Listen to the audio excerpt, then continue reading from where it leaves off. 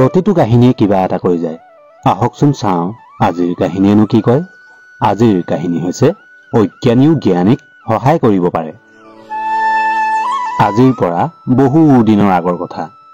এখন গাঁৱত এজন বৰ জ্ঞানী ব্ৰাহ্মণ পণ্ডিত আছিল। ব্ৰাহ্মণজনৰ বহু শাস্ত্ৰৰ জ্ঞান আছিল।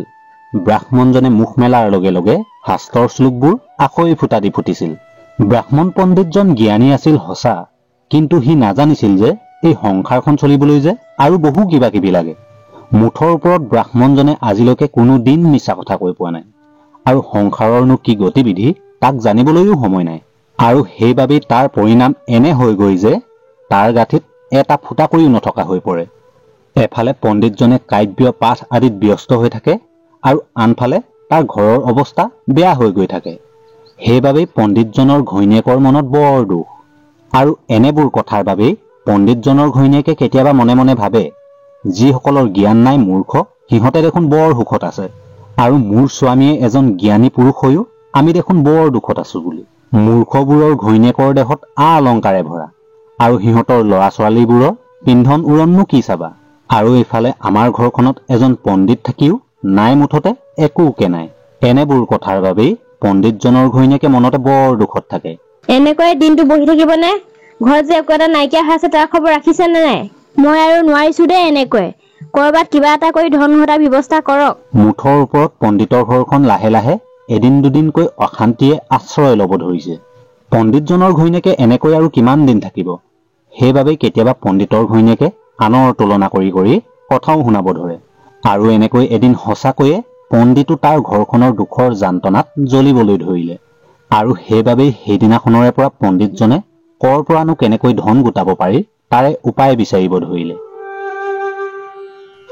কিছু ধন পোৱাৰ আশাৰে পণ্ডিতজনে সেইদিনাখনৰে পৰা সদায় ৰাজসভালৈ যায়, আৰু মহাৰাজৰ আগত কাব্য পাঠ আদিৰ জ্ঞানৰ কথা কয়। কেতিয়াবা পণ্ডিতজনে ৰাজসভালৈ গৈ মনে মনে এটা কথা ভাবে যে তাৰ জীৱনৰ দুৰ্দশাৰ কথা মহাৰাজৰ আগত কম বুলি। কিন্তু ৰাজসভাত বহুতো লোক দেখি পণ্ডিতজনে তাৰ জীৱনৰ দুৰ্দশাৰ কথা মহাৰাজৰ আগত কবলৈ সাহস গোটাব নোৱাৰে। ইফালে মহাৰাজৰ আগত পণ্ডিতজনে একোকে যদি নকয়, মহাৰাজেনো পণ্ডিতজনৰ দুৰ্দশাৰ কথা কেনেকৈ বুজে।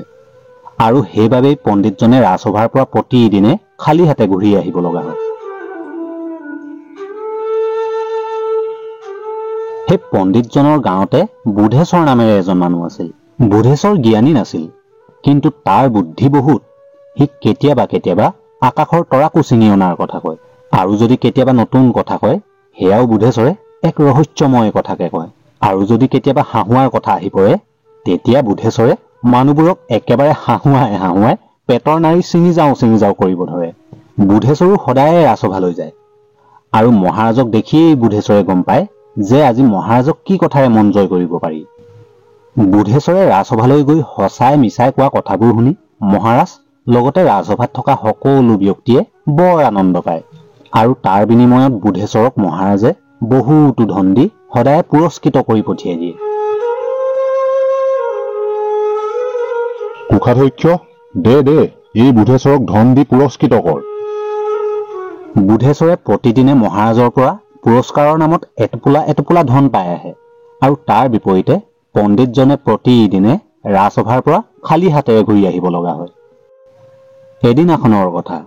এদিনাখন পণ্ডিতজনে বৰ দুখ মনেৰে গৈ থকা দেখি বুধেশ্বৰে পণ্ডিতজনক সুধিলে, হেৰ পণ্ডিত, আপোনাক দেখিছো বৰ দুখ মনেৰে আহিছে, কওকচোন কওক, আপোনাৰনো কি এনে দুখ হৈছে? বুধেশ্বৰ, কিনো কম মোৰ দুখৰ কথা। ঘৰত খাবলৈ এটা চাউলো নাই, আৰু ইফালে ঘৈণীৰ গালি সোপাতো আছেই। ধন নহলে সকলো মিছা, বুজিছ বুধেশ্বৰ, সকলো মিছা। পণ্ডিত, আপুনি কি কথা কয়? ধন সম্পত্তি হৈছে এইবোৰ হাতৰ মলি, আজি আছে কাইলৈ নাই। সেইকাৰণে যৰ পৰা যেনেকৈ সুবিধা হয় ধন ঘটি ল'ব লাগে। দেখিছেই নহয় আমাৰ মহাৰাজ কিমান দয়ালু, কিয়নো ইমান বাট বিচাৰ কৰিব লাগে। সঁচাই মিছাই কিবা এটা কৈ মহাৰাজৰ মন জয় কৰক, নিশ্চয় আপোনাকো পুৰস্কৃত কৰিব মহাৰাজে, কিয় নকৰিব। বুজিছ বুধেশ্বৰ, মই মোৰ জীৱনটো সত্যৰ মাজতেই পাৰ কৰালো। আৰু বুজিছ বুধেশ্বৰ, এই সংসাৰৰ নাওখন ডুবিবৰ সময়তনো পণ্ডিত, আপুনি মোৰ কথা শুনকচোন। এই সংসাৰখন অকল সঁচাতে নচলে। কেতিয়াবা এই সংসাৰখন চলিবলৈ হলে আমি মিছাও মাতিব লাগিব। আৰু ইমান দিনে সত্যত থকা আপুনি দেখোন তাৰ দুৰ্দশা ভুগিয়ে আছে। বুধেশ্বৰ, তোৰ কথাটো নোহোৱা নহয়। তেনেহলে মই কৰোঁনো পণ্ডিত? আপুনি মোৰ কথা শুনক। কাইলৈ আপুনি ৰাজসভালৈ অকণমান পলম কৈ যাব, আৰু মহাৰাজে যদি পলম হোৱাৰ বিষয়ে কিবা এটা সোধে তেতিয়া আপুনি ক'ব আকাশত এটা মেকুৰী দেখিলো বুলি, আৰু তাকেই চাই থাকোঁতে পলম হল বুলি ক'ব। আৰু বাকীখিনি মই চম্ভালিম, আপুনি চিন্তা নকৰিব। এনেকৈয়ে দুয়ো বুজাবুজি কৰি পণ্ডিত আৰু বুধেশ্বৰ দুয়ো ঘূৰা-ঘূৰি হল। পণ্ডিত, মোৰ কথা নেপাহৰিব কিন্তু। পিছদিনাখনৰ কথা।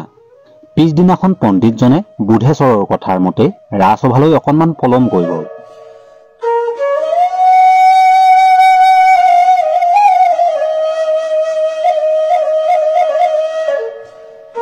কি হল পণ্ডিত, আজি দেখোন ইমান পলম? তেতিয়া পণ্ডিতজনে বুধেশ্বৰৰ কথাৰ মতে মহাৰাজক কলে, কিনো কম মহাৰাজ, আকাশত এটা মেকুৰীয়ে চিঞৰি চিঞৰি গৈ আছিল, আৰু তাকে চাই থাকোঁতে পলম হল মহাৰাজ। এই পণ্ডিত, এয়া কোনো আড্ডা মৰা ঠাই নহয়, এয়া ৰাজসভা হয়, ৰাজসভা। কি তই ভাং খাই আহিছ নেকি? যি টি আবুল তাবুল বকিছ? এই পণ্ডিত নিশ্চয় পাগল হৈছে। চিপাহীবোৰ, এই পণ্ডিতক এতিয়াই ধৰি নি পাগলখানাত ভৰাই থগৈ। মহাৰাজৰ এই আদেশত পণ্ডিতে একেবাৰে 14 ভুৱন দেখি গল। বেদ পুৰাণ সকলোবোৰ পণ্ডিতৰ যেন একেবাৰে ব্যৰ্থ হোৱা যেন লাগিল, আৰু পণ্ডিতৰ দুচকুৰেদি চকুলো বাগৰি আহিব ধৰিলে। আৰু ঠিক সেই সময়তে ৰাজসভাত বুধেশ্বৰে গৈ উপস্থিত হল। কি হল মহাৰাজ, কি হল? পণ্ডিতক দণ্ড কিয় মহাৰাজ? এই পণ্ডিতে আজি মিছা মাতিছে। এয়া কি মহাৰাজ? এয়াতো সাক্ষাৎ যুধিষ্ঠিৰ। সত্যক দণ্ড দিয়া এয়া ধৰ্ম নহয় মহাৰাজ। সদায় এবাৰ আহাৰ খায় আৰু দিনটো উপবাসে থাকে, কেতিয়াও মিছা কথা নকয়। এয়াতো ধৰ্ম আত্মা হয় মহাৰাজ। পণ্ডিতে যি কৈছে সেয়া সঁচাই কৈছে মহাৰাজ। এটা মেকুৰী পোৱালি ৰাস্তাৰে গৈ আছিল, আৰু ঠিক সেই সময়তে এজনী চিলনীয়ে আহি মেকুৰীটোলৈ আকাশলৈ উৰা মাৰিলে। পণ্ডিতজনে যি দেখিছে তাকেই কৈছে মহাৰাজ। হয়তো আপোনাৰ ভয়তে বাকীখিনি ক'ব নোৱাৰিলে। চিপাহী, পণ্ডিতক এৰি দে। ইমান সত্যবাদী এজন পণ্ডিতে ৰাজসভাৰ পৰা দেখোন সদায় সোধাতে যায়। আৰু তেতিয়া মহাৰাজে মনতে ভাবিলে, আমাৰ ৰাজ্যৰ পণ্ডিতবোৰে দেখোন বৰ দুখেৰে জীৱন কটাব লগা হৈছে, আৰু এয়া দেখোন বৰ লাজৰ বিষয়। আৰু তেতিয়াই মহাৰাজে এটা ৰাজ আদেশ দিলে, আজিৰে পৰা এই ৰাজ্যত মই কোনো ব্যক্তিকে কেতিয়াও ভোকত থাকিবলৈ নিদিওঁ। আৰু সেইদিনাখনৰে পৰা পণ্ডিতজনৰ ঘৰত অভাৱ অনাটনো দূৰ হল। আৰু সেইদিনাখন বুধেশ্বৰে এজন অজ্ঞানী হৈও এজন জ্ঞানীক তাৰ বুদ্ধিৰে সহায় কৰিলে।